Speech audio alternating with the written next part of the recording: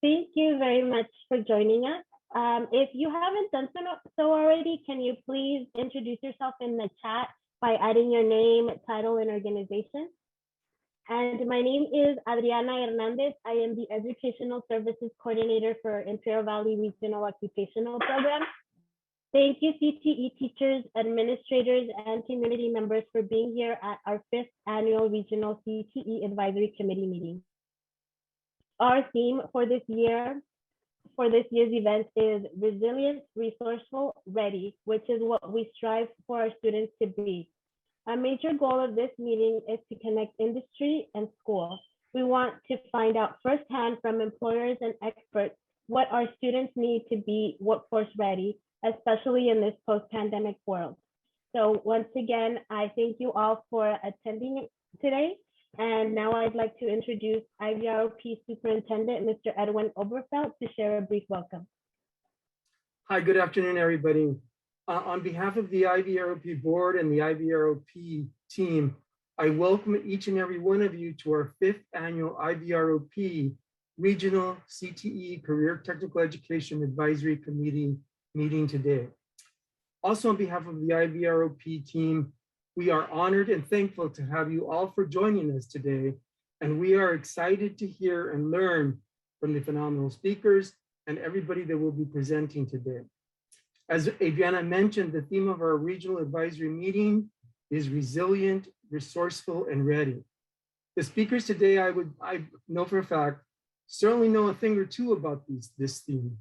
They are experts in their field, and they care about social, economic, and workplace issues in our community, and I would even say in our nation.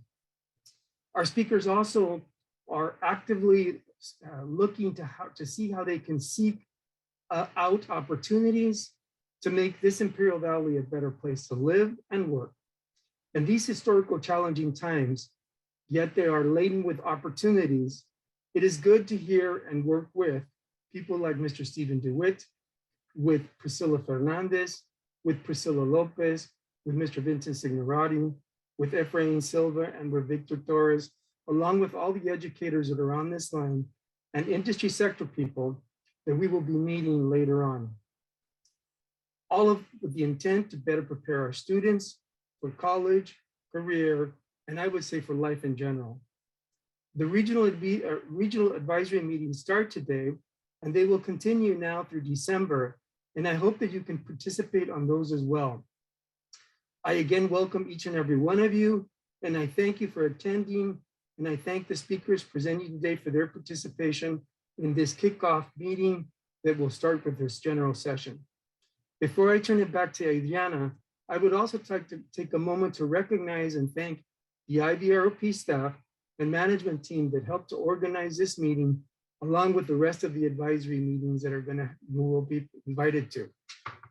A big virtual applause to them for all their work. And with that, I turn it back to Adriana. Thank you. Thank you, Edwin. Before I introduce our first speaker, I'd like to go over some housekeeping items. If you didn't register for this event, you can still do so. That will help us keep your contact information so that we can keep you updated on future industry breakout sessions. So in a little bit, you will see the registration link if you haven't registered already. If you are just joining us now, please introduce yourself in the chat by adding your name, organization, and your title. We will be having a question and answer session towards the end of the meeting. So feel free to write any questions you have in the chat, and we'll go ahead and share those with our speakers when the time comes. Now, without further ado, I'd like to introduce Mr. Stephen DeWitt. He is the Deputy Executive Director at the Association for Career and Technical Education.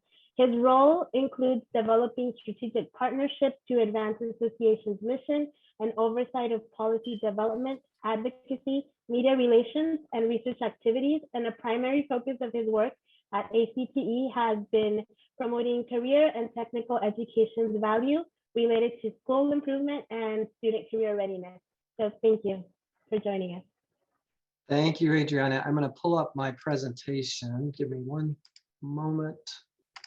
All right, that was better than I thought. First of all, thank you for the invitation to speak to you. It's really important as a staff member of our association to get out to the local level and hear what's going on. And I'm excited to hear from the other speakers. I was, when you were introducing me to Priscilla and learning about what they do in terms of the market research, that's something we've been talking a lot about at the national level. So thank you. For those of you that do not know our organization, and it looks like, let's see, I'm screen. You can see my slides, Adriana, is that correct? I see them. They're not switching for me. Let's see what I'm doing wrong. Maybe that's why. Okay, sorry about that. But I wanted to start out just with a quick introduction of our association. For those of you that weren't on last year's call, I am with the Association for Career and Technical Education. We are a membership organization. We serve educators, administrators, teachers, school counselors in career and technical education specifically. And that straddles both secondary and post-secondary education. So we have many different delivery systems and about 25,000 members across the country. But a lot of what we do is also focused on serving the field in general more broadly, and that's about 200,000 folks that we know of. I thought these images were kind of telling. This was one of our history pictures from our website, and it's one of the first groups that met around industrial education in 1908. I was actually surprised to see a few women in the group. I don't know if they're the wives of those men or if they were actually instructors, but it just it goes to show you, I think, how far we've come. The picture in the lower right is our board and some of our staff as we're meeting on Zoom, like many of you. And a little bit of what I want to talk about today is some of those changes over COVID. But just know that we're an organization that's out in DC, Washington, DC area. We do a lot of work with Congress in advocating for CTE as well as national media. And we do a lot of professional development. So if you have not heard of us before, I urge you to go to acteonline.org, and I'm happy to follow up with anyone to answer any questions you have. So the first thing I wanted to talk about are a set of COVID publications that we produced, and I may have talked about some of these last year, but just knowing that we have produced these, and I wanted to specifically talk about the last one. The first one we did was planning for a COVID-19 impacted school year, and that's when a lot of the COVID issues were hitting schools and you were starting to teach either remotely or hybrid in many cases. The second publication we organized around innovations that were occurring due to COVID, and I think that's one of the silver linings that's occurred due to the challenges of COVID. We've seen lots of innovation in the field. And I also wanted to mention our high quality CTE program of study framework, which I probably did mention last year. These publications are framed around that, and it's really what we believe a high quality program should look like. It's really an evidence-based framework that we developed over a number of years, and now we're producing a lot of our work through that context. And then finally, the last publication I wanted to mention is about leveraging federal relief funds at the local level, where we tried to produce a document to support educators on how they might spend those funds. And the reason I want to bring that up is we're in an unprecedented era where we've received a lot of federal funds. And if you look here, you can see from 2009, you see the green chart or the green line there, which was around the stimulus when we had the recession. And now you look at the far end at 2021 and 2022, and you can tell that's a huge amount of money that the federal government has put into the system. So we want to make sure we're investing and using that money. One of the things I wanted to ask for follow-up for anyone is if you're having trouble spending those funds in your district, we'd also like to hear about that, because that helps us in our advocacy at the federal level. But I think the message here is we need to spend those funds wisely and usefully, or we're not going to see that type of funding the next time we need it.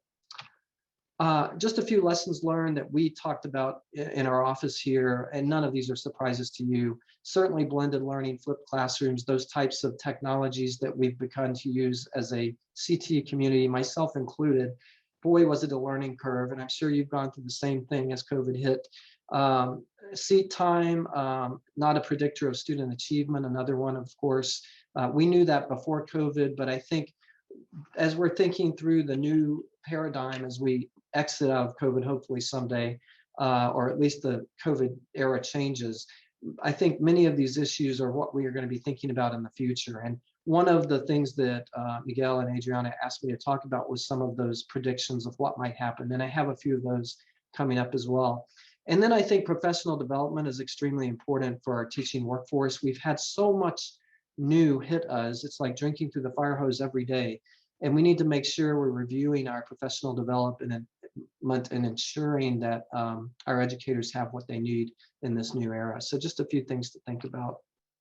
I did want to talk briefly about some of the federal policy priorities because we are in a very busy week here in Washington and an important week regarding budgets. And so the first thing I wanted to mention is the CTE Policy Watch blog, which we produce, and you see the address there. You can follow up with that anytime to see what we're doing almost on a daily basis. Two priorities that I wanted to reference. One is the fiscal year 2022 appropriations bill. Of course, Congress appropriates funds for CTE and all programs every year, but this is not something you're hearing a lot about in the news right now, but it's important. And we have heard maybe in the news about the continuing resolution, which is just the fancy term for continuing funding at its current levels from the federal budget until December 3rd. The reason I mentioned this appropriation cycle is because there's a $50 million increase in both the House and the Senate versions of the bill, which is a good indicator that we could get an increase this year. And we have been able to get increases over the last few years. So I urge you to contact your members of Congress, especially Democrats, because they're the ones who are really moving this bill. And even after saying all of that, we're going to need some continued advocacy past the appropriations cycle, because there may be some cuts across the board to all programs, education, labor, health, and human services, and all programs in the federal budget due to some of the other discussions. The second priority is the budget reconciliation, and you are hearing a lot about this in the news. If you heard about the president inviting Senators Sinema and Senator Manchin over to the White House. The budget reconciliation is a one-time per year process where they do not have to have a 2/3 majority in the Senate for these large votes. And we have to stand a chance of gaining $4 billion increase in Perkins, which is a huge amount when you consider the current funding level is 1.3 or 4. It's around that level. So I urge you to contact your members of Congress during this time. It's an important week. The last thing on this list is I just wanted to mention, we're working at ACT on non-degree granting institutions to make sure that they're also included. Many of our programs in CTE across the country, while many of them offer degrees, some of them are less than 2-year or 4-year, and we think that's important too. And I'm happy to follow up on that. And just a reminder that the federal budget is only about 2% of the entire federal budget. So it's not a whole lot, but it's important funds, and it shows the priorities that the federal government has. So I want to talk just a little more about statistics and trends that we're seeing. These were just 3 snippets here. One is that we are seeing students exploring multiple CTE program areas, and there's some research done by RTI on that. And the growth is strongest among service economy sectors such as computer science, healthcare, and hospitality. Now, I know in your industry areas, they may be very different, and that's perfectly fine, of course. Every program is, according to the new Perkins federal law, has to link back to that labor market information. And it sounds like you're doing a very good job of that, just considering who you have on the docket for speakers today. The last thing here is just that a lot of the definitions and metrics under Perkins 5, which is the current federal law, are still unfolding. I think states are maybe a bit challenged, like the rest of us, due to the COVID year, and things are behind cycle a little bit. We were talking to the Department of Education this morning about that, and you might be hearing more about that soon. A number of other things, just as kind of indicators that I wanted to mention: the continued use of online learning to augment our in-person education, I think, is something that's risen. And this is a study here from, oh my gosh, I'm sorry, I clicked to the link. It's the Digital Learning Pulse Survey from Cengage and some other players. And this is an indicator of what students want.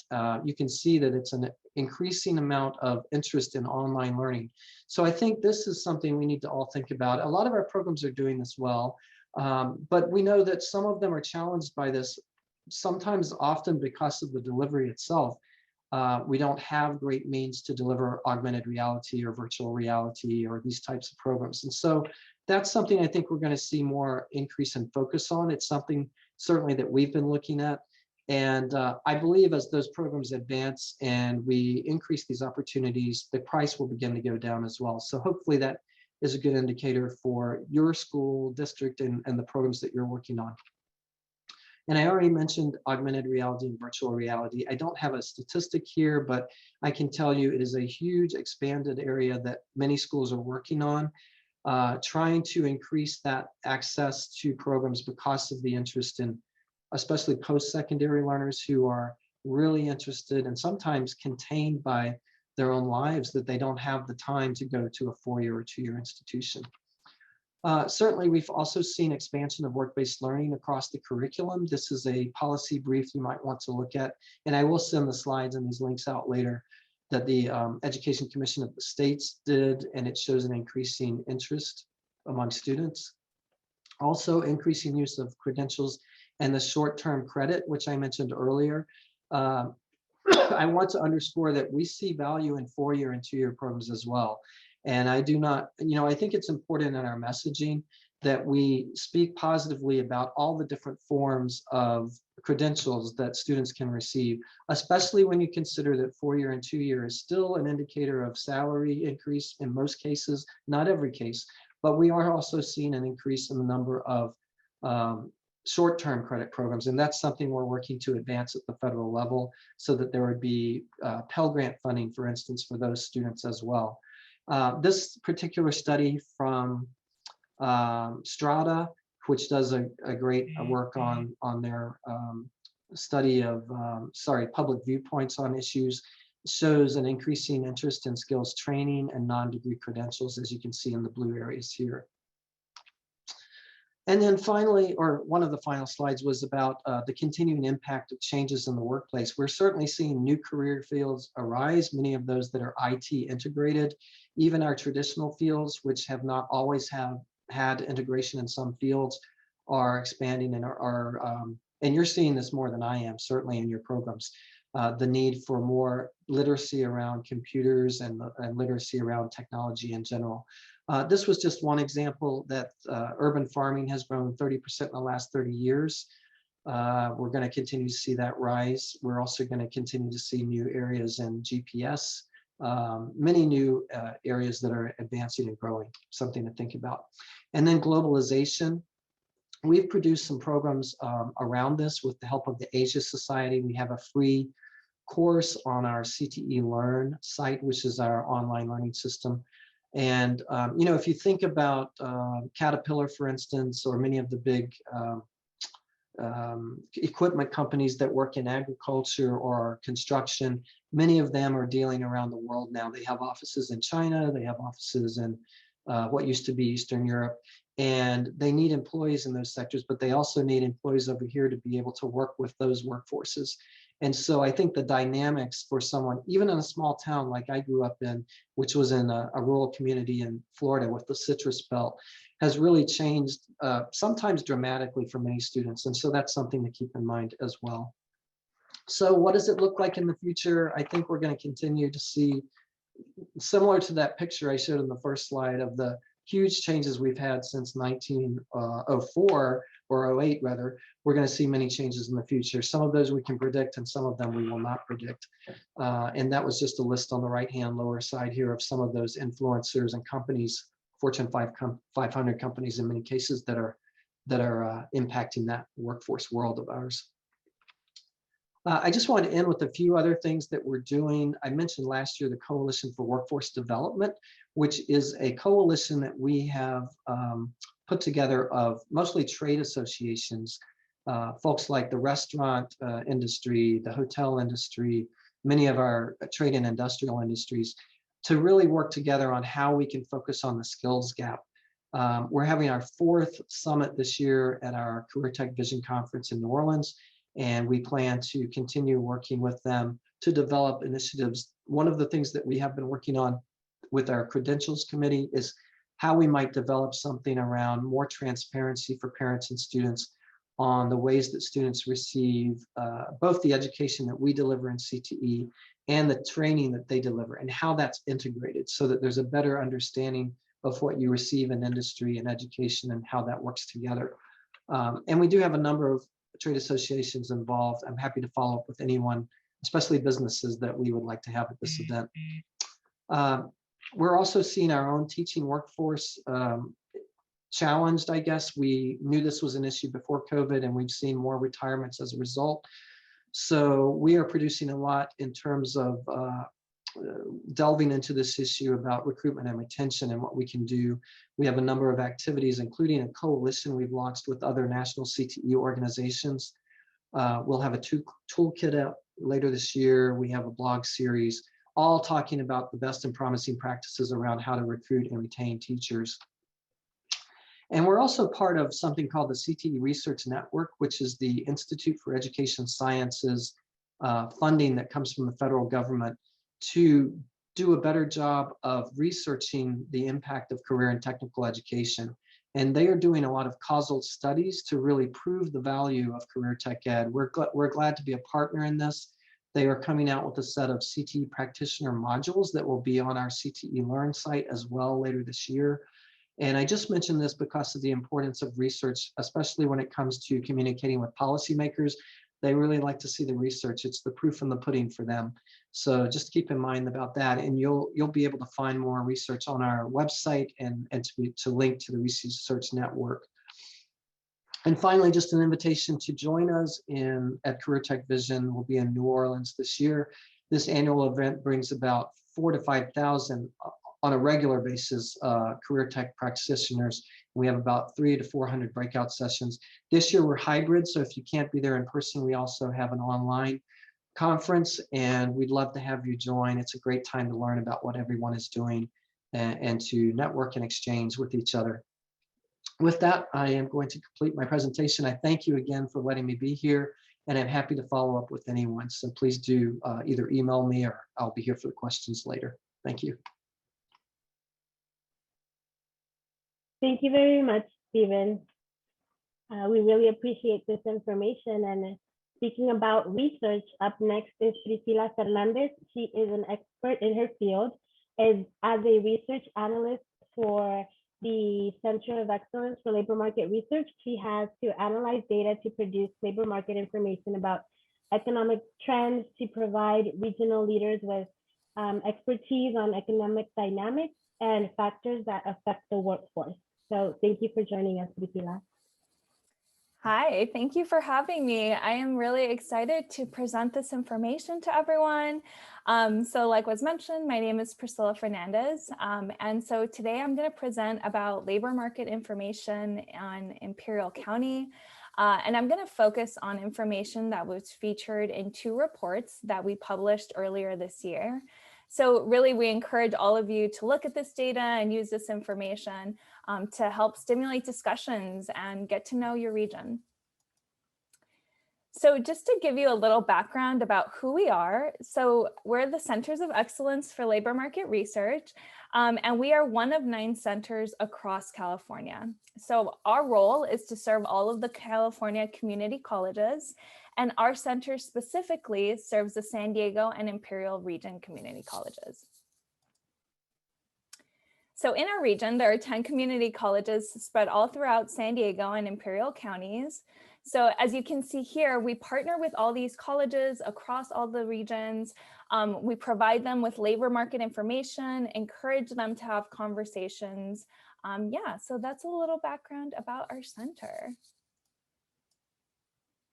So getting right into our talk, what is it that we need to understand when preparing for the future of work?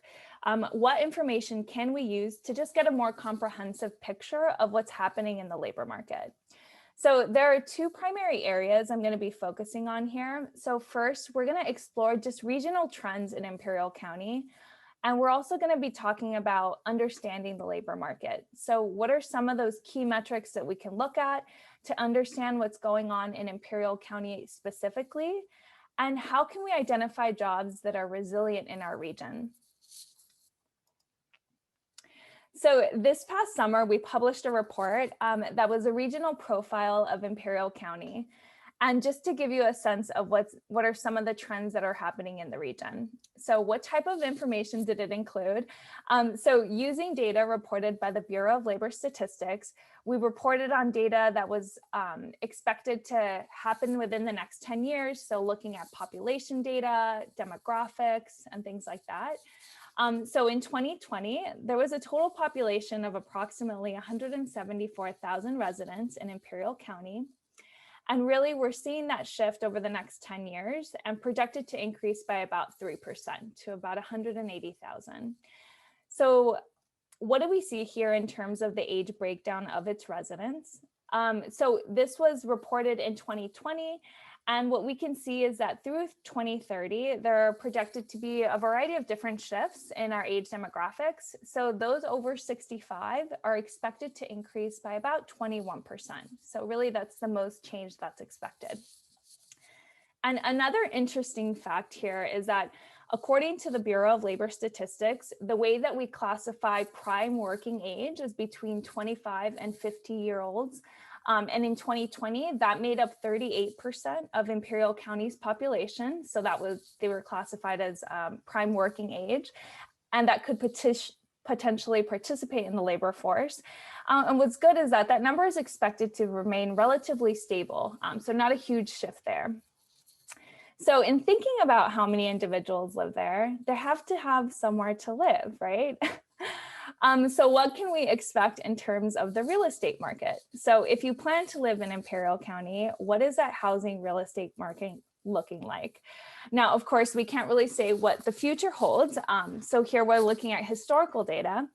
But here, as of 2021 in September, the median price for a single family home was $280,000. And just to give you some context, single family homes, that excludes condos, mobile homes, multifamily homes, and things like that. But just in 2018, so just 2 years ago, we were at 211,000. So that's a 33% increase. So quite a huge shift. And for most people, wages did not necessarily increase 33% within those last 3 years. And to go into it a little bit further, so when we're thinking about in 2018, in order to afford a house that was $211,000 in Imperial County, an individual needed to earn approximately $55,000 a year. And when we're looking at the median household income in Imperial County as of 2020, that was about $58,000, I'm sorry. And then as of 2021, a family income of $73,000 annually is needed to afford a $280,000 home. So this really gives you a sense of what it could cost to live in Imperial County. But let's say that maybe you're not necessarily interested in buying a house. Well, we still want to get a sense of how much it would cost just with absolute basic essentials in Imperial County. So in order to assess that, we look at a family needs calculator. So this is reported across California. So it included the link there. But what's really cool about this tool is that you can actually adapt it to whatever your family circumstance is. And also you could look at it for comparison in different counties. So for a family of 2 adults with 2 school-aged children, each adult would need to make at least $1,524 per adult. And so that includes very, very basic essentials. This doesn't mean that you can go out to the movies or anything like that. This is just rent, utilities, food, so very basic. So yeah, this gives you a sense of how much it costs to live in Imperial County, but also in thinking about kind of what's happening overall in your region. And so in saying all of that, now we have some understanding of those trends. How can we understand what the actual labor market is looking like? So our regional report, it also includes information about jobs in the region. So between 2020 and 2030, the number of jobs in Imperial County that are expected to increase from approximately 70,000 to 75,800. So that's an increase of about 8%, which is good. And what you can see here on the right is the expected job concentration by zip code. So most of those jobs are in El Centro. And so that's the growth we can expect in terms of the total number of jobs. And in thinking about just an annual job openings, so when you're thinking about that figure, that includes new jobs, open jobs caused by retirement, for example. So between that time frame, it's projected to be approximately 8,700 per year.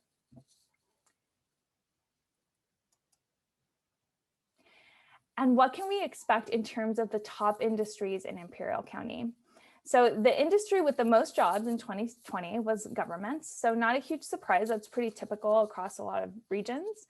And I just wanted to highlight two specific industries here that are projected to increase quite a bit within the next 10 years. So we have healthcare and social assistance. So in 2020, there were 9,800 jobs. And between 2020 and 2030, it's projected to be a 37% increase in that industry specifically. And then in manufacturing, we have 1,800 jobs that were reported in 2020, and it's expected to be a 29% increase. So the report, it includes the different industries that are both projected to increase and decrease. So really exciting, you should definitely check it out. And so this gives us an overview of the industries, but what about specific jobs? This last year has been very unique. So what are specific jobs that could be considered resilient during this time? And so earlier this year, we also published a report. It was called the Resilient Jobs Report. And what we featured in this report were the top jobs during the Great Recession and the COVID-19 pandemic in Imperial County. And what we really wanted to see with this report is we wanted to conduct an analysis of each of these different time periods to examine the data and see what specific jobs appeared resilient during those times. So to identify the jobs for the Great Recession, what we did is we focused on years between 2007 and 2010. The Great Recession was between 2007 and 2009. And we looked at traditional LMI, so historical data. And then we also looked at resilient jobs during the COVID-19 pandemic. And in order to do that, we needed to look at real-time LMI. So that is categorized as online job postings. And so we looked at data between March of 2020 and December of 2020 to kind of classify what those resilient jobs would be. And using this analysis, we had two specific definitions. So to define those that were resilient, recession resilient, we looked at jobs that had any type of employment growth between 2007 and 2010, that had a labor market demand, so those annual job openings above the average, and also that made more than the living wage, so which at that time was $13.20. So that did increase within the last year. And what we found was that 45 jobs were considered recession resilient, and the report actually includes the specific jobs. And in terms of pandemic resilient jobs, since, like I mentioned, historical data is not yet available, we look at real-time LMI, online job postings. And so we reviewed online job postings and defined resilient jobs if they made the top 50 job list at least once between March of 2020 and December of 2020. And so based on that criteria, there were 123 jobs that made the top 50 at least once. And we also found that there were 14 that met the definition of both recession resilient and pandemic resilient. And then even further, when we were looking at pandemic resilient, recession resilient, and middle skills, which we define as jobs that are trainable by a community college program, we found that 8 specific jobs met that criteria. So here on this next slide, I'll show all of these different jobs. So yeah, what is really great about this report, it includes all of the different occupations. So these are the 8 specific jobs, like I mentioned, that met the criteria for all 3. What you can also see here is a typical entry-level education. and then what they would expect if they were to the entry-level hourly earnings as well as the median earnings. And what's really exciting is that you have the opportunity to really get a deeper sense of the jobs specifically. And just another thing I wanted to share that was also really exciting was just the different skills that were in demand in online job postings. So we looked at a total of 12,000 online job postings in 2020 that were posted in Imperial County by employers. And so these were the top 5 soft skills and technical skills that were in online job postings. And what's also really encouraging is that we didn't see a huge shift between 2019 and 2020. These were actually pretty similar across both years. So that's also a good thing to note.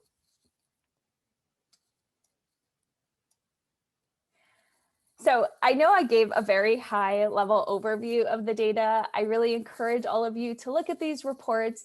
You can find them on our website at myworkforceconnection.org.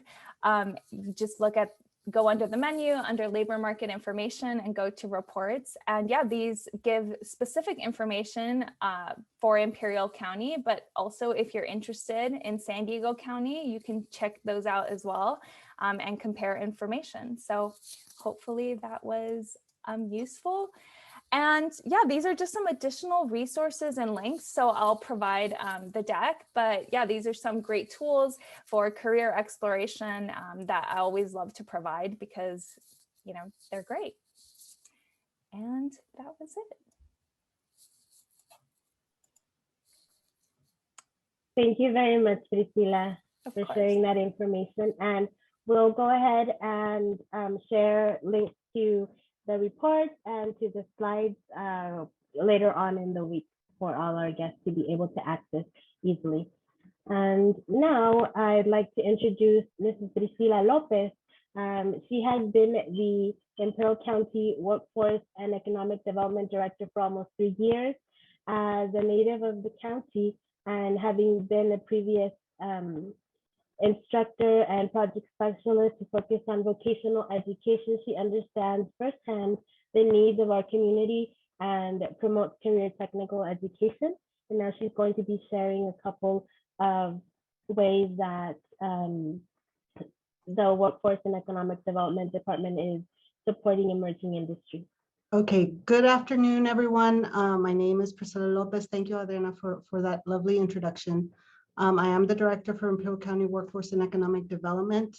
I got to tell you, I've been here for a few years, so it's been a very interesting ride, and this last year was no different. So the theme of this conference is very interesting, and it does chime into what we're trying to do here in Imperial County.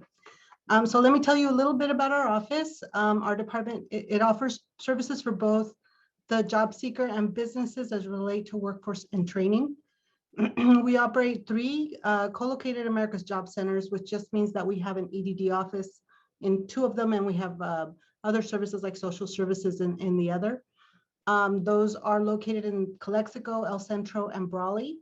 We also have 3 satellite sites locally. One is El Centro East, which is here in the admin office, and Calipatria up north, and Winter Haven over close to Yuma.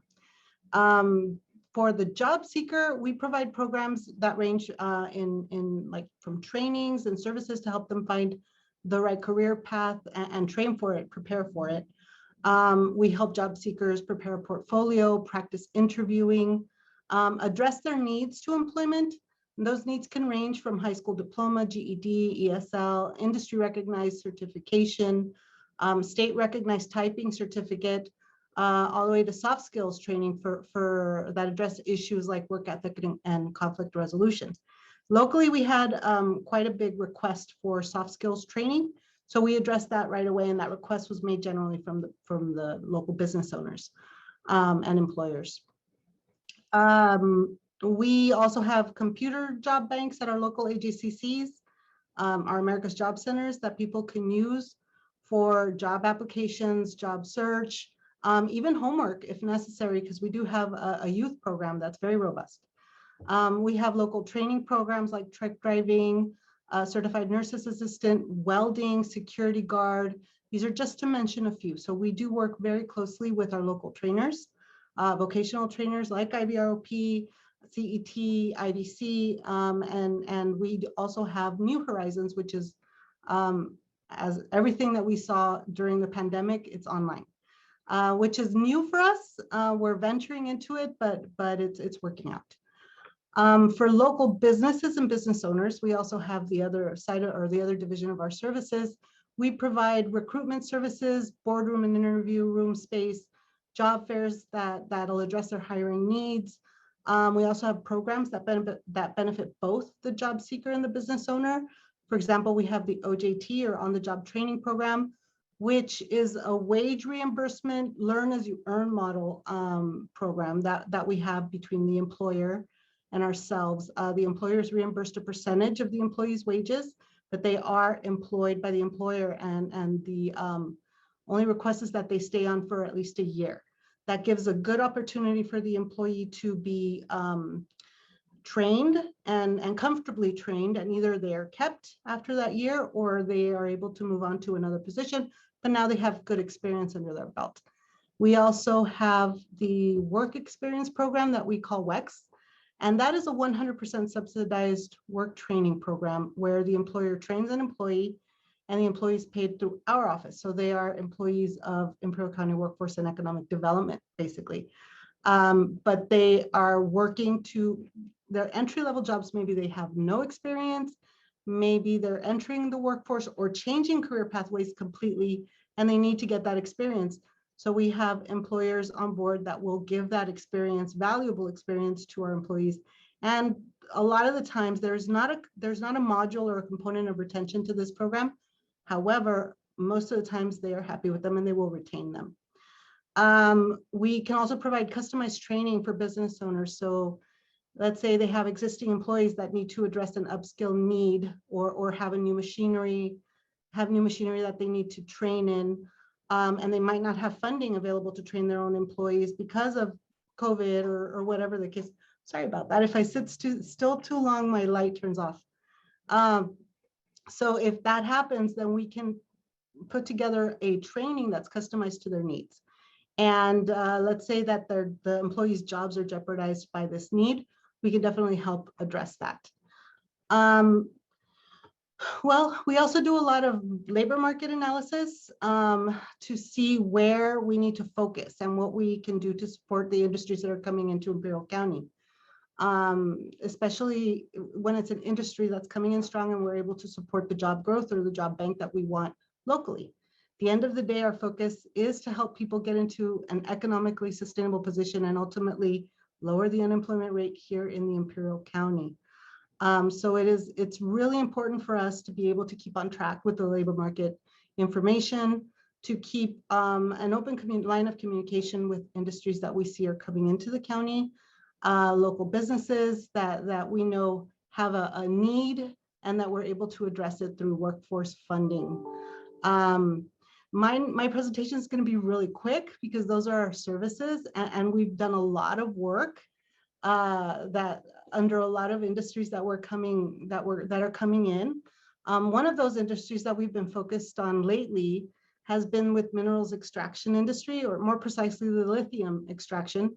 There's been a lot of research to show that we are very rich in lithium locally, so the county has been very proactive in creating a holistic approach to developing this industry and addressing the foreseeable needs now.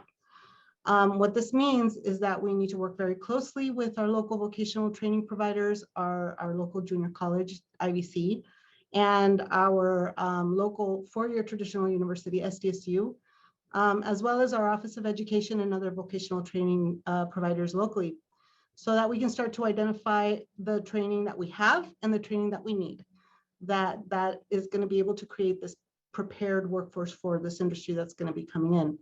We're in the middle of doing that right now, and I'll let my colleagues at IVC discuss that in more detail.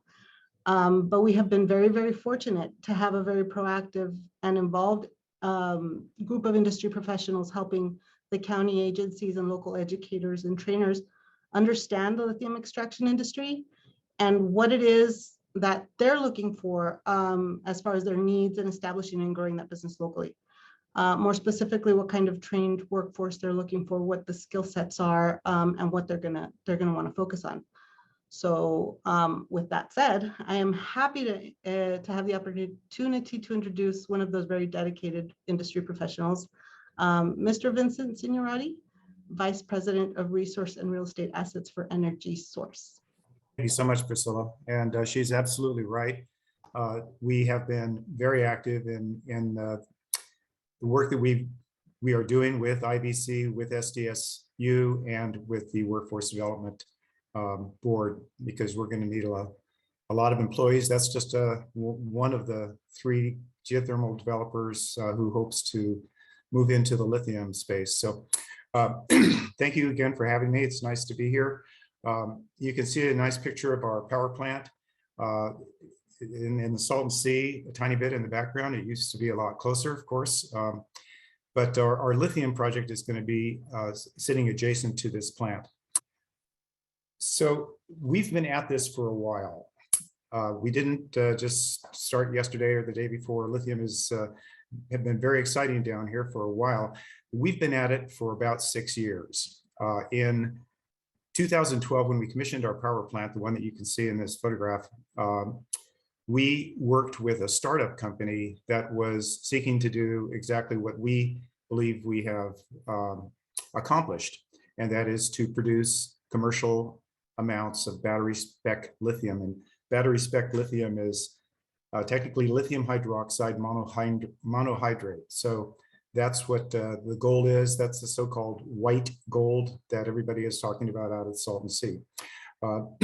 In order for that to happen, you have to have a host facility. And we have that in the John L. Featherstone plant. It's a 55 megawatt plant that was, as I just mentioned, commissioned in 2012. So we've been operating for just over 9 years. So over the last 5 or 6 years, we have learned a lot, some of which is to not repeat the mistakes that other developers have made, and this little startup gave us plenty of material to look at in terms of choices that they made that we chose not to make. So we set out to establish relationships with vendors who already existed in the lithium space.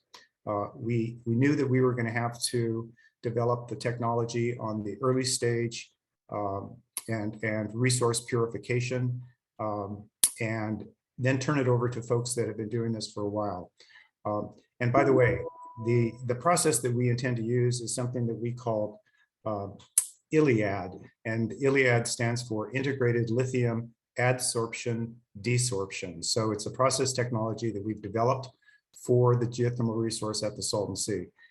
Just for those of you who don't know, this resource is extremely hostile, anywhere from 650 degrees Fahrenheit and upwards of between 250 and 300,000 parts per million dissolved solids. So lithium obviously is the one that's considered the most sexy right now, but we also expect to produce manganese and zinc from our process. So we expect to start construction in early 2024. We expect to take about 18 to 20 months to build this project. And at the end of the day, we expect to produce 20,000 metric tons of lithium hydroxide. And we have already begun. We think we've de-risked the project. That's the big thing, because this is a $400 million investment. It's the first of its kind. And so we've spent the majority of the last 5 to 6 years looking at, as I said, the mistakes that others have made and doing our best to de-risk the project. We believe we've accomplished that. And we are actively engaged in raising the money, the $400 million, maybe a little more, to build this plant, and expect to start construction in Q1 2024. Here's the timeline. I've already talked about where we've been. The ILIAD technology, as I said, includes key vendors who will be working with us applying their particular expertise to our overall project. We're here at 2024. You can see we've talked about customer engagement. It was announced earlier this year that another company in this space, that being Controlled Thermal Resources, had reached an agreement with General Motors to invest in their project. That could happen again. It could happen with us, not necessarily with General Motors, but we have attracted a lot of interest in the project from the automobile sector, as well as battery manufacturers such as Panasonic and others. This project is going to require about 60 new operational employees. And so if our plan comes together as we expect, sometime in mid-2023, we will be going out to the market, working, I'm sure, very closely with Priscilla to attract the best qualified employees that we can find down here in Imperial County. Those will be entry-level positions. They will require a high school diploma or the equivalent, and we will train that workforce ourselves, and hopefully in 2024 we'll put them to work.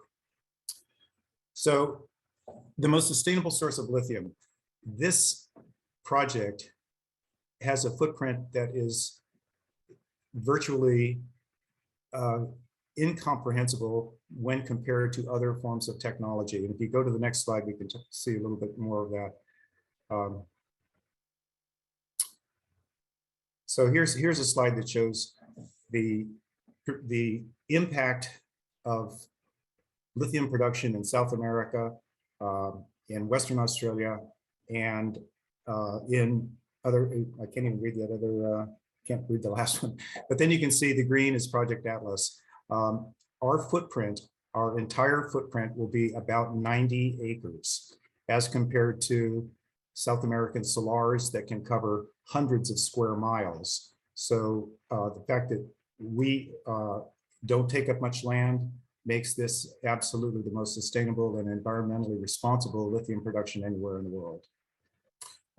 Water consumption, again, you can see our project is going to consume a little over 3,000 acre feet of water per year. And you can see how that compares to production in other parts of the world. So it's very efficient in that sense as well.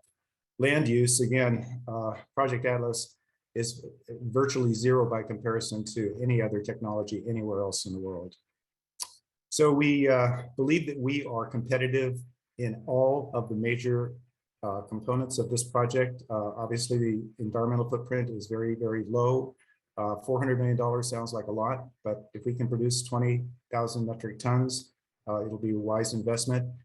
We're in the right place. We are in an area that has high unemployment, and we look to not only hire these 60 operational jobs in addition to another 20 that will be more management oriented, but the potential for developing the supply chain means tremendous upside for our local community. So when we're up and operating in 2024, there will be many additional support positions, support jobs that become available here in Imperial County. So that is our management team. My name's not on there, but I don't take that personally. So we've been at this, as I said, for 5 or 6 years. We've put together a world-class team, and we are very excited about the next 5 to 6 months, where we are going to button things up and hopefully put a shovel in the ground sometime early next year. Thank you, and I know there'll be questions later. Thank you very much. It's really exciting to hear about all the new opportunities coming to our county and how that impacts all of our students who some of them might be freshmen, sophomore right now, and maybe in 2023 they can, leave and graduate high school and have a job lined up for them. So up next is Efrain Silva. He is the Dean of Economic Workforce Development at Imperial Valley College, and having served in different administrative and managerial positions in the city of El Centro, the county of Imperial, nonprofits, and school districts for over 20 years, he has vast experience in city planning, workforce development, and youth programs. So he joins us today to talk about emerging programs at Imperial Valley College. Thank you for joining us, Octavio. That really made me feel old. Let me first say that I don't normally wear charger gear to my office, but this week is Spirit Week at IVC. So today happens to be sports jersey day. So I'm wearing my favorite team's jersey. Let me also say that I am so thankful to be with you guys today. Those of you that know me also know that I've been involved with IVROP in some capacity for a long time, for over 30 years. So I consider Edwin a close friend of mine, as well as the organization and the value that it provides to Imperial County. So I'm very, very happy to be with you guys today. I also hope that this is the last virtual advisory committee meeting, and that in the very near future, we're able to see each other in person, be able to make those personal connections that I think we sorely miss across the county. So thank you guys for inviting me. So I'm going to make a real quick presentation about some of the new stuff that we're working on. And before I do that, however, I wanted to, perhaps for the benefit of some people here, provide you a little background as to IVC and to what we offer as a whole and who's coming. A lot of your students come to IVC. That's no surprise to any of you, but I wanted to give you just some data that would kind of solidify that information. And then after me, our Associate Dean of Workforce Preparation is Victor Torres will talk to you about some more specific programs. I will warn you in advance, however, that Victor's wearing the wrong shirt. So you'll see that when he gets on the camera. So let me share my screen if I can. So let me just kind of start by telling you guys that we at IVC we have the full spectrum of career education courses. We are working on new programs as we speak. I think that COVID has had a real big impact on our labor market demand, and I really appreciate Priscilla and the work that they do for Imperial County.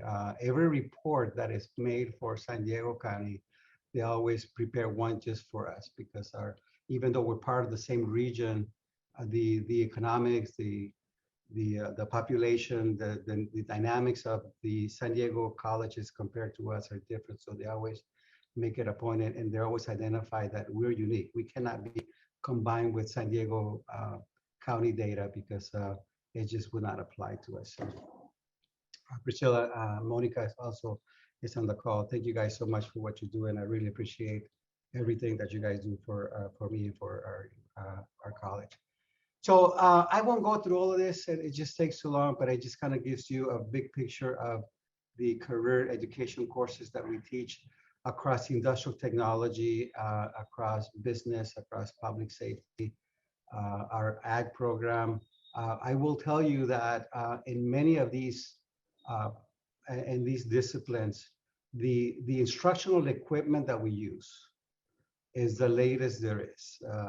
The simulators that we have for our health programs and our public safety programs they're among the best in the industry. If you guys ever get a chance to see our simulations in person, you will go, wow, that's incredible that we are using that kind of technology to teach our students.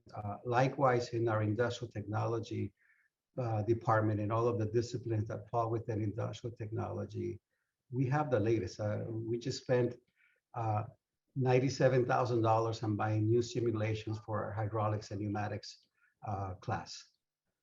And so we're very fortunate to have very dedicated funding sources that are able to really provide our students and our faculty the latest there is in terms of getting prepared for the labor force. We're also pursuing accreditations and certifications in every discipline that we can. This is very important because when someone gets a certificate from IVC, that means that you completed your certificate. But we also try to tie that certificate to industry certifications, right? So those industry certifications are really what industry wants to see. You know, if somebody has a certificate that says that they graduated from our automotive certificate program, well, I mean, that tells the employer that they came to IVC, they took courses and they completed them. But if they have their ASC, their Automotive Service Excellence certificates, industry certifications in brakes and transmission, whatever that may be, that is what the industry understands, and they're able to understand what the student knows by matching their industry certifications to their own needs. So these are all of the accreditations that we have. We're working on more accreditations because I believe that that's a really important piece of the puzzle to be able to make sure that the training that we're providing our students is what is needed by industry.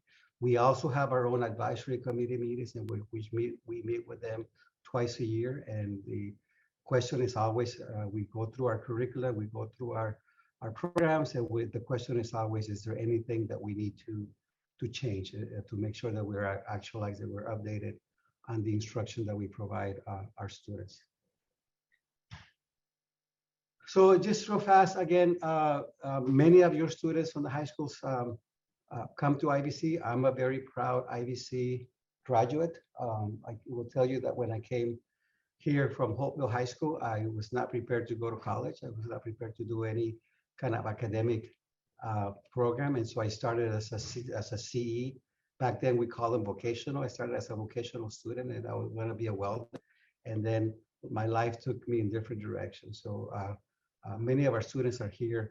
And in my case, IVC opened the door for me to be where I am today. And I see that in our students. When I go into a classroom and I see our students, I see me in their seats and the opportunities that they're going to have by being with us in school. So, and specifically to career technical education or career education, you see our students, mostly very young students, fresh out of high school, mostly a pretty good division between male and female, almost 50-50, but in this case, female students tend to be a little bit more representation than our male students. I will say that in our industrial technology program, we are having challenges in terms of finding students in non-traditional occupations. So for industrial technology program, we have very few female students in the disciplines like welding, automotive technology, electrical, and we have specific marketing strategies to try to get more of the non-traditional gender and non-traditional students in some of these disciplines. So it gives you a quick background on as to who our students are. Where they're coming from, they're coming from throughout Imperial Valley. A lot of students are coming from Calexico, and you see the numbers in front of you, but we get a fairly good representation across all of the high schools of Imperial County. It also tells you what their intended educational goal is. The vast majority of them, or 40% of them, are wanting to get their associate degree and then transfer on to a four-year school. And then you're able to see the rest of the educational goals and where they fall within our college.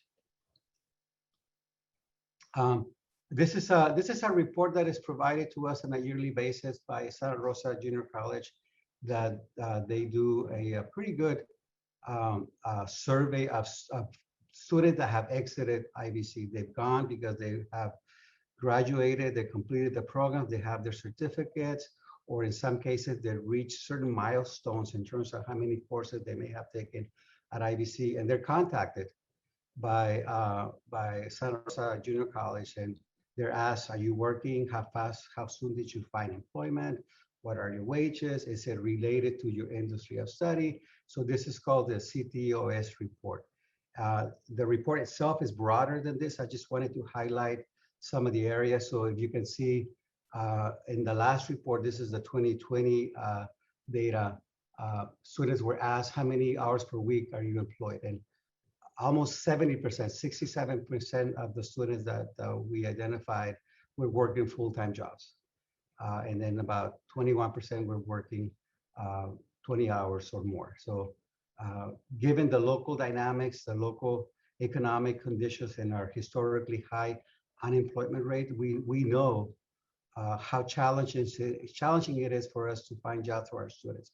But this is a good number, and again, it's a representation of how what we do, what we all do, works, because our students are finding jobs. In terms of the overall satisfaction, if you combine the students that were very satisfied with the services that they provide, that they receive from IVC, we have about a 90% satisfaction return from our students. So that makes me happy. We're always striving to do more, but I can live with 90%, although I want to see this grow on a year-to-year basis. Also, in terms of how fast students were able to find jobs once they completed the program, you can see that almost 30% of the students found jobs immediately, less than a month after completing, and then an additional 42% found jobs between 1 to 3 months after completion of the program. In terms of how close is your job related to your field of study, you can see that about 45% of the students were found employment in a field directly related to their field of study, and an additional 25% in something close to their field of study.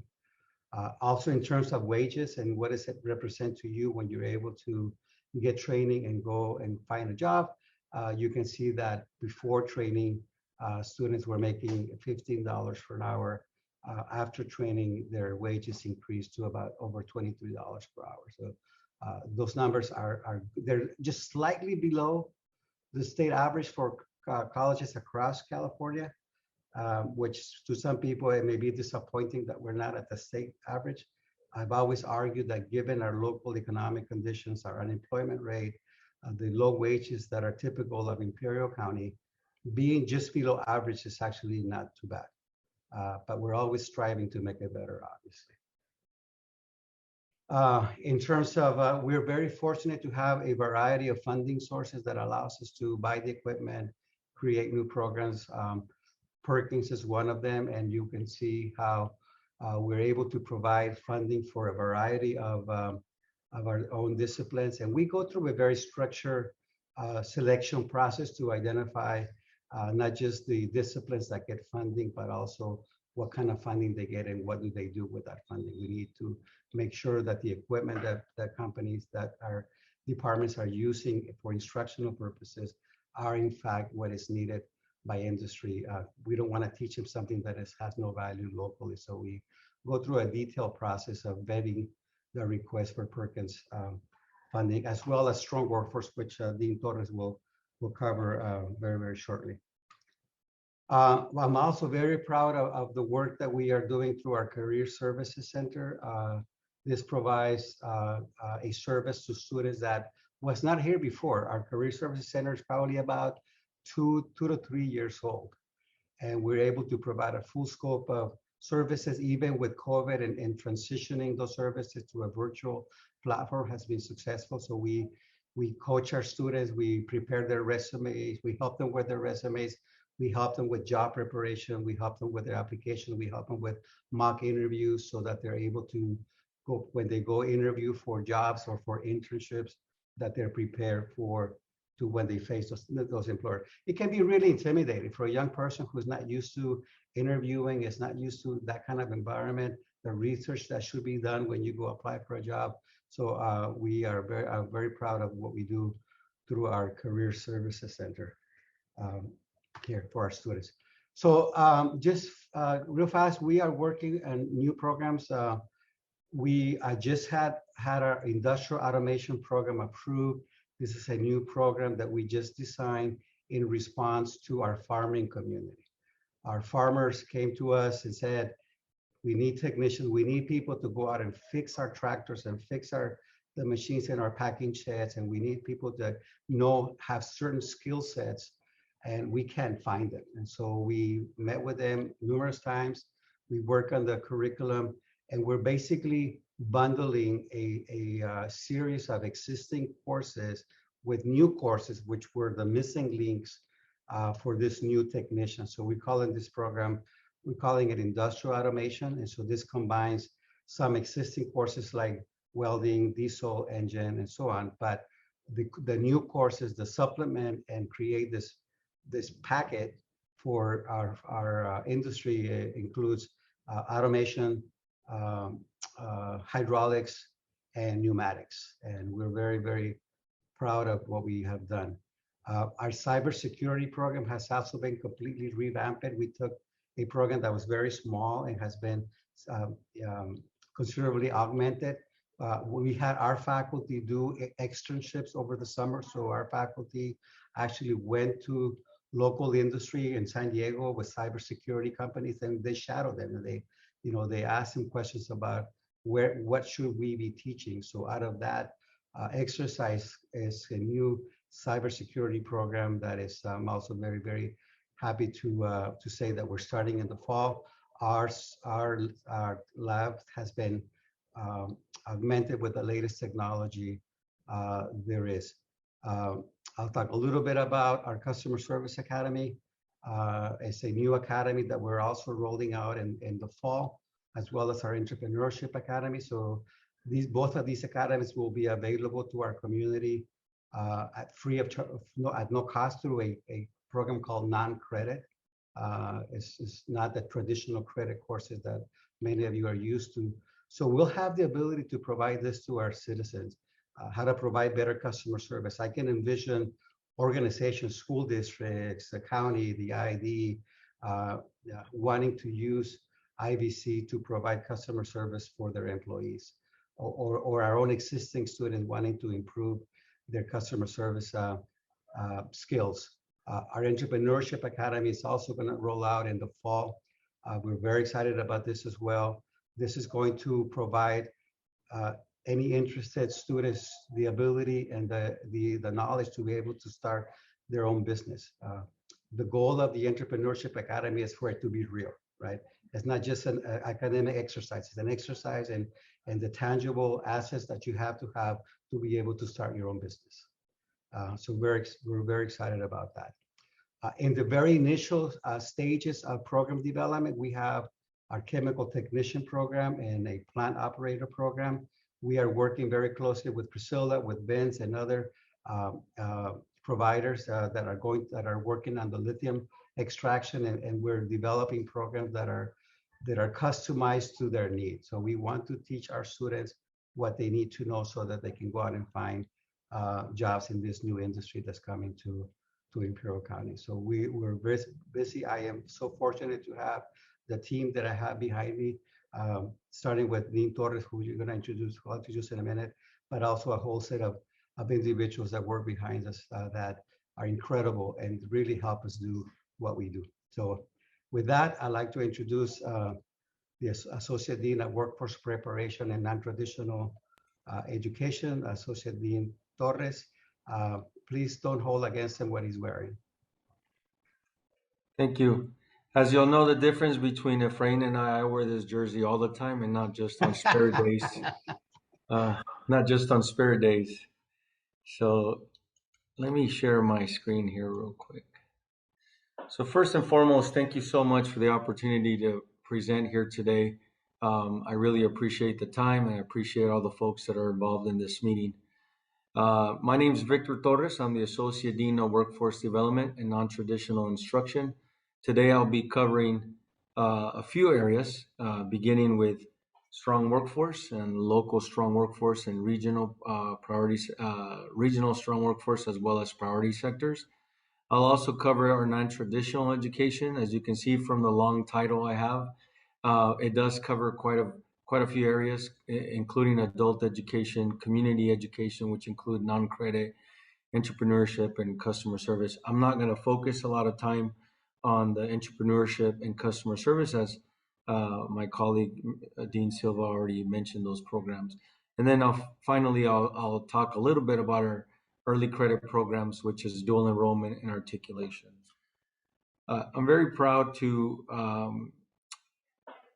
announce that we are part of the Strong Workforce Consortium. So some of our colleagues I do see here across the participants, including ICOE and many of the schools. This Strong Workforce Consortium is, there are two sectors. One is the high school and another one is the middle school. And it includes partners like IVROP as well. So that'll kind of initiate my discussion on the funding. I did want to point out some of our funding amounts here for strong local strong workforce. We have approximately 1.381 million for this year, and next year we have almost $1.4 million in funding. Obviously, there are some areas that are program areas that are approved for funding. So what we do is we ask our programs to submit proposals, and then fund those proposals as needed. And some of those areas there on the right hand side, you'll see diesel technology, fire technology, and a few others. We really focus the strong workforce side on what's driven by more and better. Obviously, we want to increase the number of students enrolled in our programs, and we want to provide better services in terms of quality of programs. Our regional strong workforce program, we have about almost $750,000.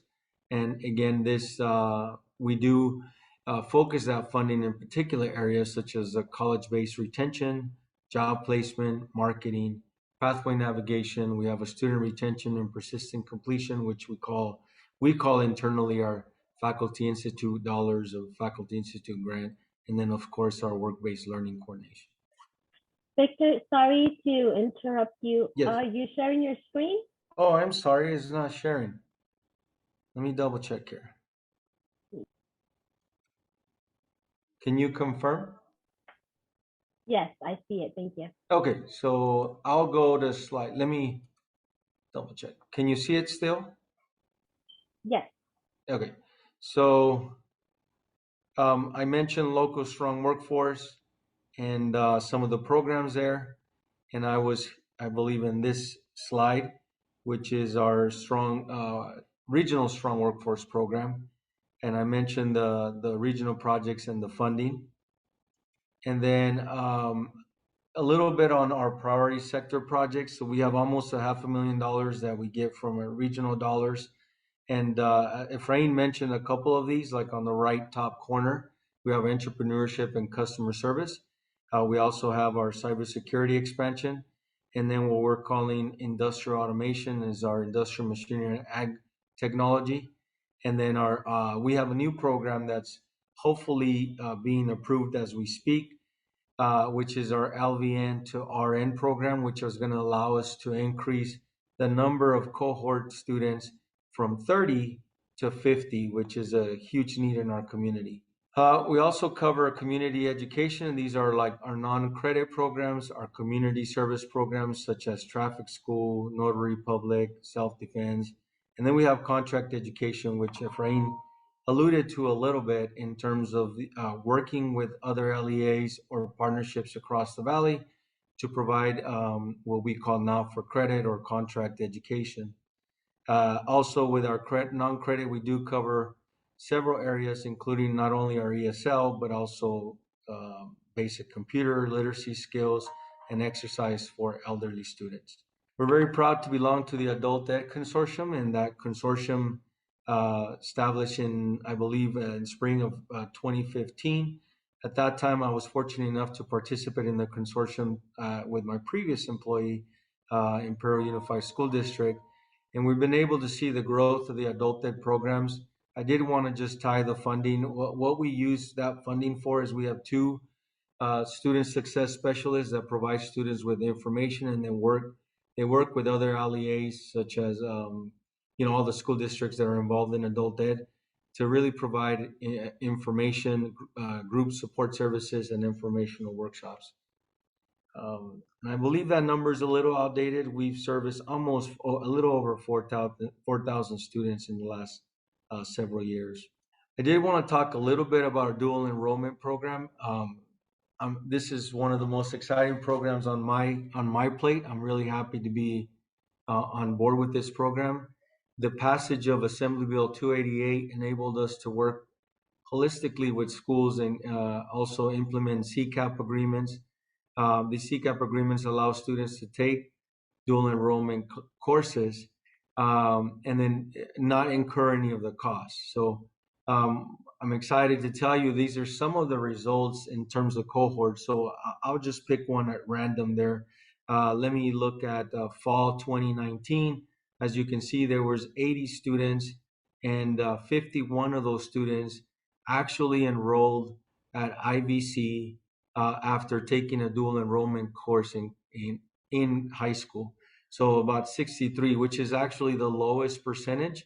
And you can see anywhere from 63.4 to 82% of students who take a dual enrollment class while in high school actually land in our doorsteps. The last two columns there are the average dual enrollment units earned. The lowest is 4 units, and the most average wise is 6.6 units. But also the maximum dual enrollment units is 20 units per student. We actually have some students, and they're not listed in that cohort, but getting ready to graduate. Just graduated. We have a student that's going to have 34 units under her belt by the time she graduates high school. So we're excited about what this program is causing because it's actually helping students and families save in the long run for their educational purposes.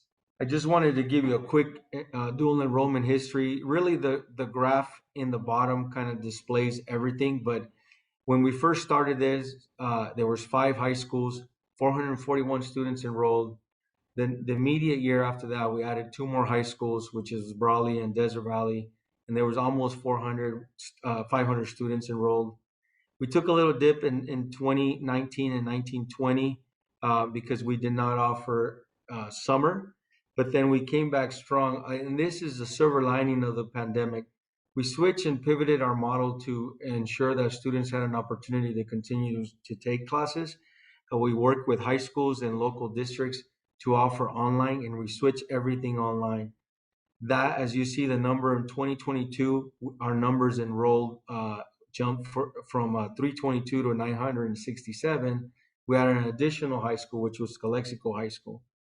For our 2021 academic year, our fall enrollment is 493. We're expected to end the year at 1350 if all goes well with spring and summer. Spring, we have the most courses being offered. We have 23 courses throughout 9 high schools or nine agreements. And we're actually really happy to tell you that we are added Central Adult Education in the spring 2022. We'll be offering our new ESL pathway and our new ESL classes to that school site, as well as Brawley. And so we're super excited about that in Central. And then next year, we hope to add San Pasqual, Vincent Memorial, and then other adult education sites to come on board, including ICOE, and hopefully the passage of SB 64, I believe, will allow us to do that when we work collaboratively with County Office of Ed. Finally, I'd like to just kind of demonstrate the number of courses that we have articulated with high schools. As you can see, by high school, we have a number of courses there. Our goal is to increase these as much as possible. We're in dialogue with every single school for the most part about what course will actually align to our course and be able to articulate that. So we're looking forward to increasing articulation as the years go by. But again, the big picture in this is we call this the early credit or early college programs, where we have high school students really taking advantage of as many opportunities to attain credits, save money, and save time. You know, we call early credit work as equity work, and nowadays equity is a word being used widely. The reason we believe these are programs that remove financial barriers, that remove transportation barriers, because we go to the high schools and we offer the courses, whether online or on site. It creates early college awareness. The research shows that a student that takes a college class while in high school, they're 75 to 85% more likely to attend college after high school graduation. And then we're also advocating for what we call OERs, which is a fancy term for free textbooks or no cost at all. So we always advocate. We try to save money on behalf of the local high schools and our local LEAs. So I don't know if there's room for questions, but that concludes my presentation. Again, I want to take the time to thank my colleague Efrain and also our other colleagues across the board for inviting us to this very important presentation. Thank you. Thank you very much, Efrain and Victor. We really appreciate all your support and partnership, and we look forward to making all of these opportunities for dual enrollment and articulation to our high school students. And now, before we move on to the question and answer session, I would like to share our regional CTE advisory site. And the link, you'll see it in the chat as well. Here you will find resources, labor market information, and previous advisory meeting minutes. And if you also go to the 2021 breakout session, you will find the calendar of our upcoming industry breakout sessions. The next week we have a public services breakout session, and that is the only one that will be in person from 12:30 to 3 p.m. at Cheval Farm. We will be serving lunch and inviting great keynote speakers and talking about a lot of topics that are beneficial to our students. So we invite you to register, come to our site, and feel free to ask us any questions throughout the event or after. And lastly, we will be adding a session evaluation link. So before you leave, if you can please click on that to help us with our continuous improvement goals. Take some time to give us some feedback on this session today. So now we will move on to the question and answer portion, which will be moderated by Strong Workforce Program Manager Miguel Gutierrez. Thank you, Adriana, and thank you to everybody for hanging on with us to this question and answer portion of the meeting.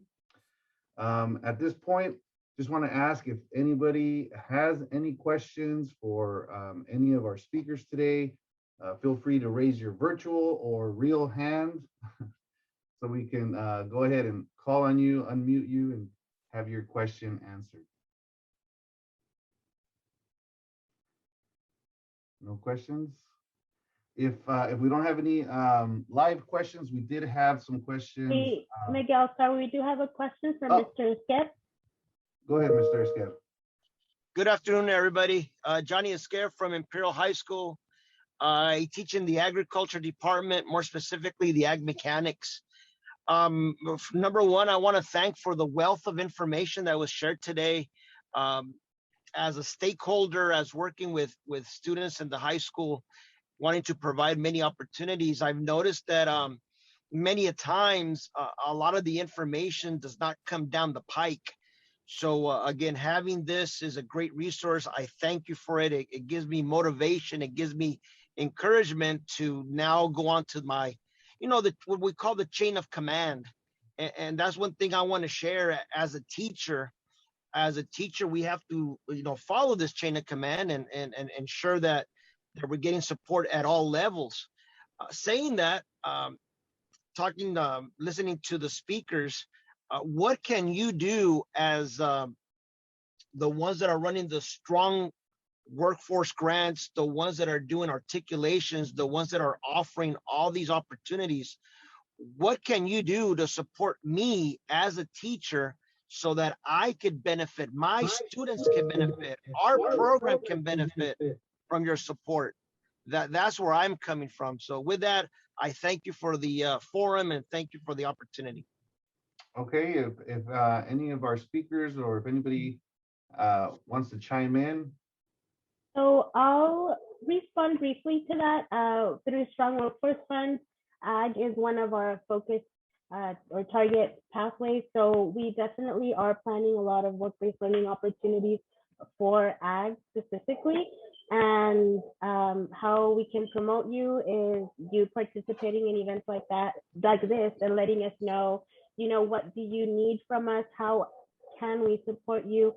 And how can we help make that connection with IVC and promote the articulation and dual enrollment with your students, as we now heard that they're building this new ag mechanics pathway or automation. Thank you. Any other questions?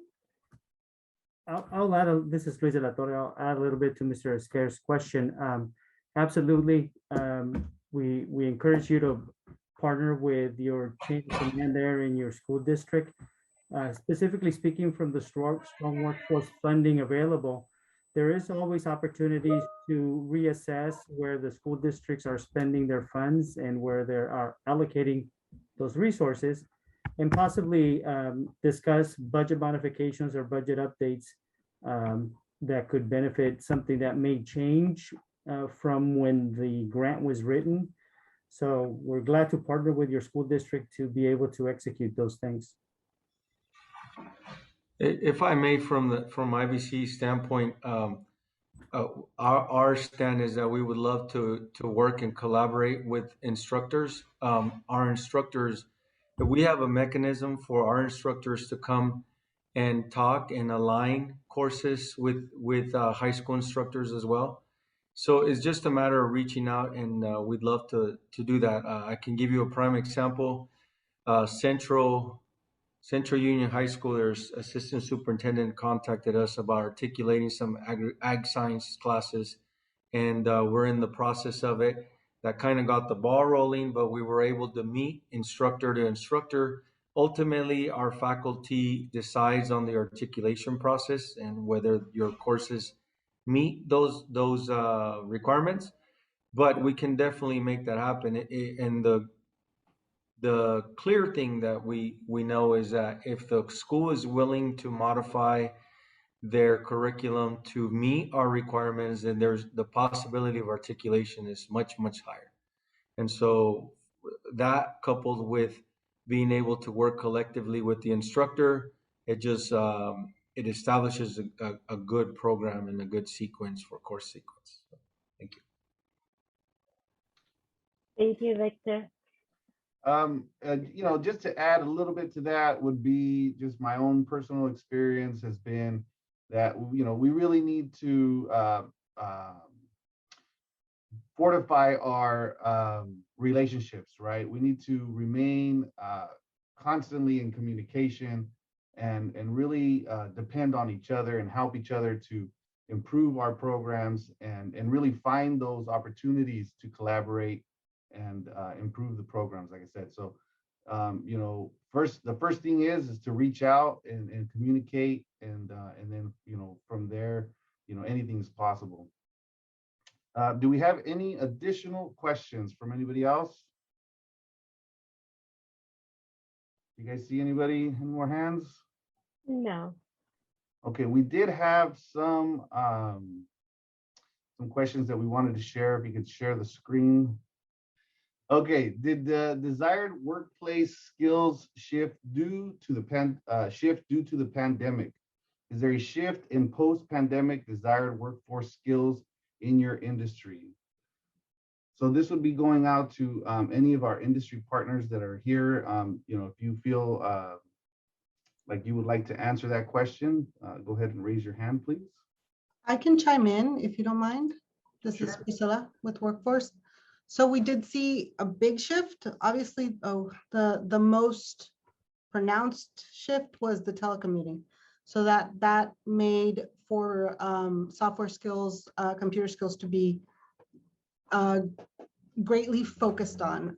So that's going into the pandemic, those skills shifted, right? We had to do a lot of online. We had to do a lot of work on our personal how we address people, because it's very different to address somebody online as it is rather to do it person to person or in face to face situations. So via email, those skills really had to be refined. Your phone skills, anything that had to do with customer service in general terms, and then of course computers. We had to very quickly find out ways to do things that we did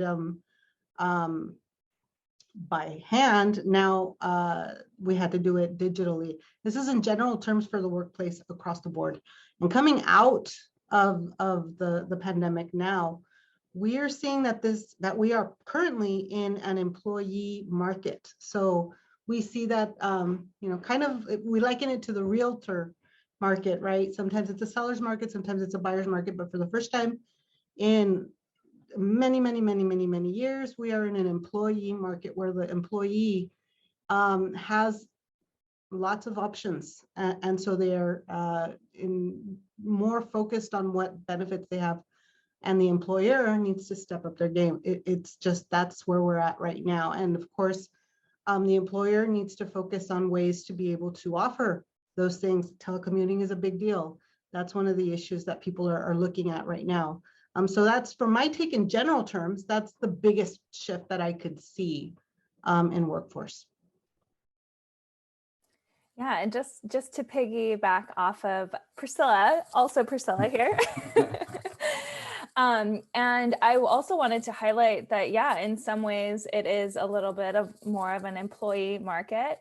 And one of the things that one of our reports highlights is that the differences between online job postings in 2019. So we saw about 14,000 versus in 2020, we saw about 12,000. So there was an 18% decrease in total. However, as we look at it from month to month, we saw that in December of 2019, there was about 2,400 versus December of 2020, there was 2,900. So that was a 17% increase. So we're seeing the trend kind of shift. Yes, there was that initial decline, but we are seeing that now there is just a higher, there's more movement happening. So that's good to see as well. Thank you. On that same note, I did get a question from Mrs. Esperanza Colio. Her question is, how can you measure the quality and the quantity of work from those who prefer to telecommute? Is there a way to measure it? Does it depend on the industry? Maybe that. I think it's going to depend. This is Priscilla Lopez again with Workforce. It's going to depend on the industry.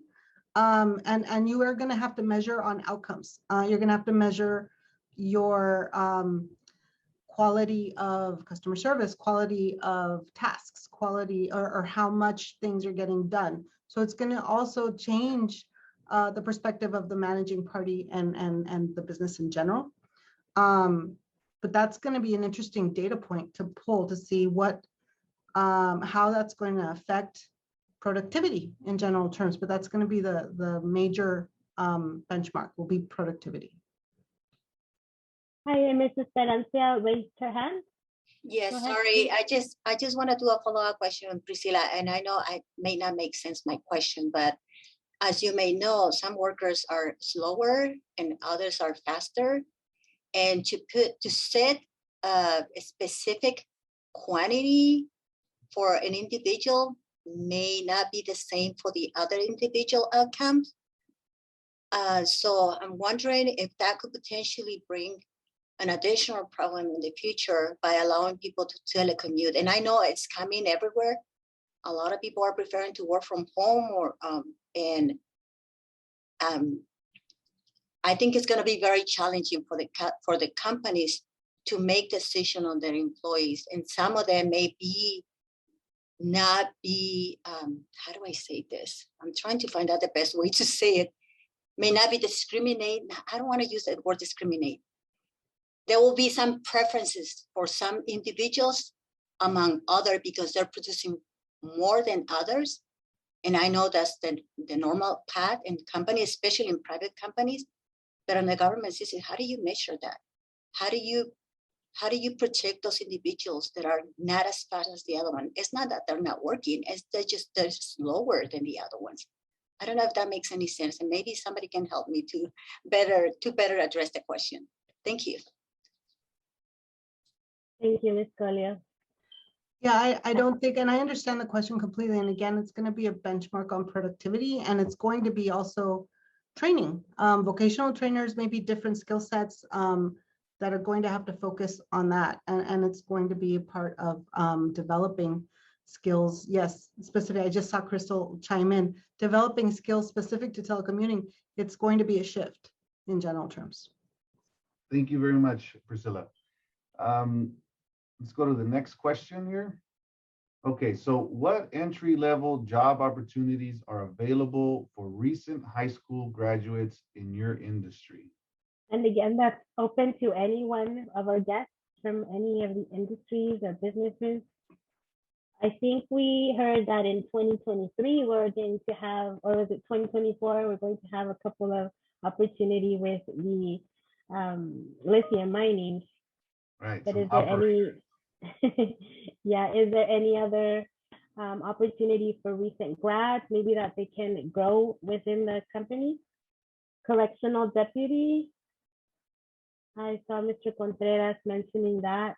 Would you like to, oh, Mr. Dwayne Reinhardt for IT, retail customer service, like Best Buy would be available for high school students?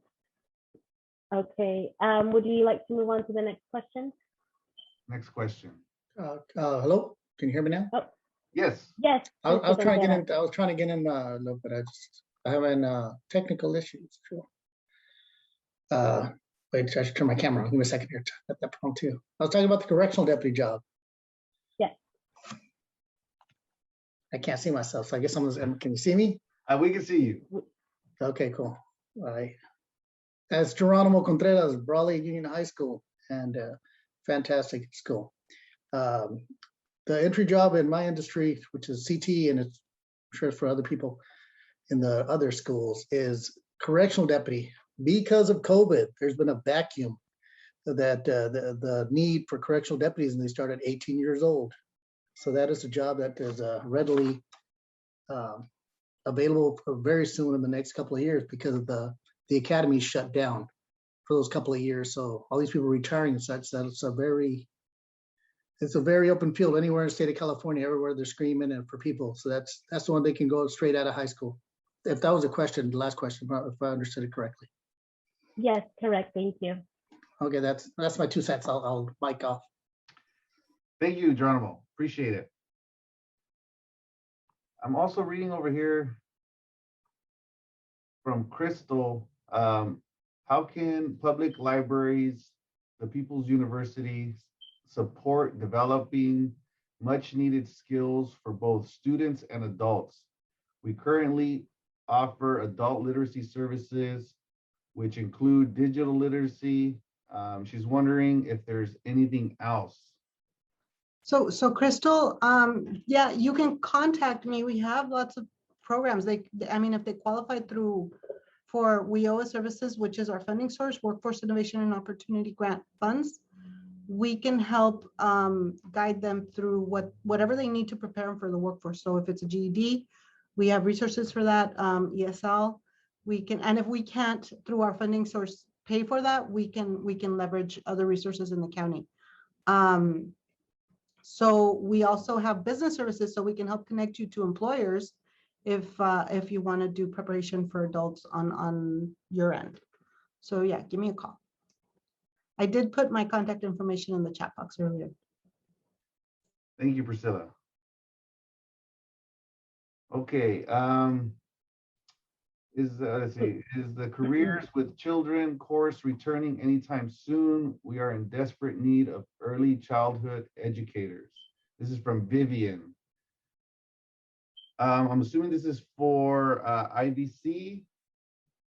Well, we have through the Strong Workforce program, a lot of the schools are targeting the development of the child and education industry set. So there is a movement towards having this opportunity for high school students because we know that there is a need and we know that with partnerships with IVC and ICOE, we can make it happen. We're actually having our breakout session for that specific sector. I cannot remember the date off the top of my head, so if one of my team members can put it in the chat, we'll definitely reach out to you, and we'd love to hear your direct feedback as to what are the skills and needs that you have so that we could target the pathways in the high schools to meet those.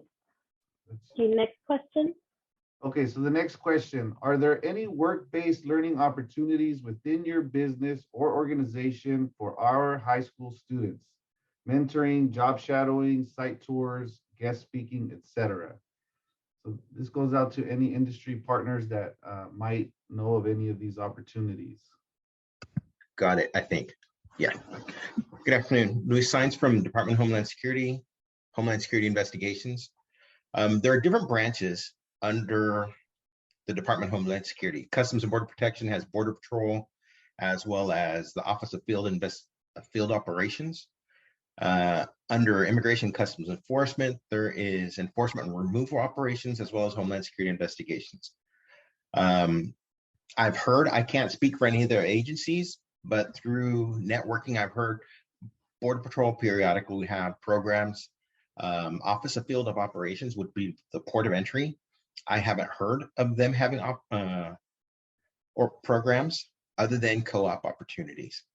I know with Homeland Security Investigations, with us, sometimes we will have a program, and we had, last one we had was a couple years ago, and the program was called Student Volunteers, and it was just that. It was over the course of the summer, they got into the office, they had to pass background checks and what have you to be able to participate and get an idea of what happens within our office.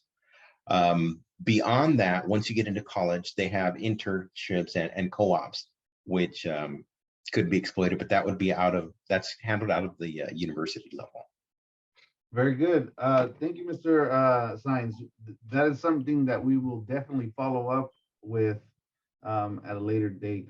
We're always looking for those opportunities, especially with our high school programs that are, very well run, and always looking for those types of opportunities to get out there and get those work-based learning opportunities. Okay. Do we have any other questions, or am I seeing questions in the chat? We have Mr. DeWitt shared a resource from the Taking Business to School. It's a new series, so he shared the link for anybody who'd like to check it out. Okay, very good. So We're going with our last question. Okay, our last question here. What is a must-have skill you look for in employees? So again, to any of our industry partners. And if you don't want to share, feel free to type in like one word, one skill. What is the must need that students or your employees should have? This is Luis Saenz again, and it's more on a personal level. I can't say that it's an industry practice, but more a basic principle. There are a couple things, some things that I've always, I guess, kind of preached to my children and youth that I've coached in the past, and up and coming employees. And that is, always pay attention, always do your best, and always remember that you're part of something bigger. It's those basic team concepts. And once I see people professionally developing, I tell them attitude and aptitude make a world of a difference. As a person, if you have an expertise, but have an attitude which is not conducive to the rest of what the team is trying to accomplish, it doesn't really help. If you have an aptitude and an ability to learn it, and you're one of those people that other people enjoy being around and working with and what have you, that attitude becomes infectious, and everybody wants to, again, move the overall team goal. So that was something that I noticed helped in our industry. Right, and then that's got to be, across the board, right? We all have to work with various people at various times, and our ability to get along and work, collaboratively makes all the difference. None of us can get all the things done that we need to get done by ourselves. So I would totally agree with that, Mr. Saenz. Thank you. Some words that came up for must-have skills that you look for in employees are responsibility, soft skills, and consistency.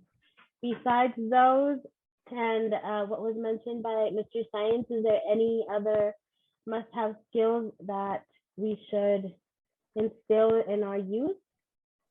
prepare them for the workforce? Yes, please. Adriana, this is Luis. I'd like to share something as well. I always tell youth, but all employees in general, that if you are enthusiastic, if you're motivated, and if you're dependable, employers are willing to train you. Yes, going along with the attitude and aptitude. Absolutely. Thank you for that. If there are no further questions or comments, then I'll give you one more minute, see if anybody wants to share any final thoughts, questions. Okay, if not, once again, we really appreciate you attending our event. We have several other breakout sessions throughout these next couple of weeks. Thank you to our speakers, Steven, Priscila Fernandez, Priscila Lopez, Vincent Signori, Efrain Silva, and Victor Torres for joining us. And once again, if you could please provide us with your feedback in our general session. And if you haven't yet, please register on the link that we shared. Thank you very much for joining us today. Thank you, everybody. Thank you. Thank you. Thank you. Thank you. Gracias.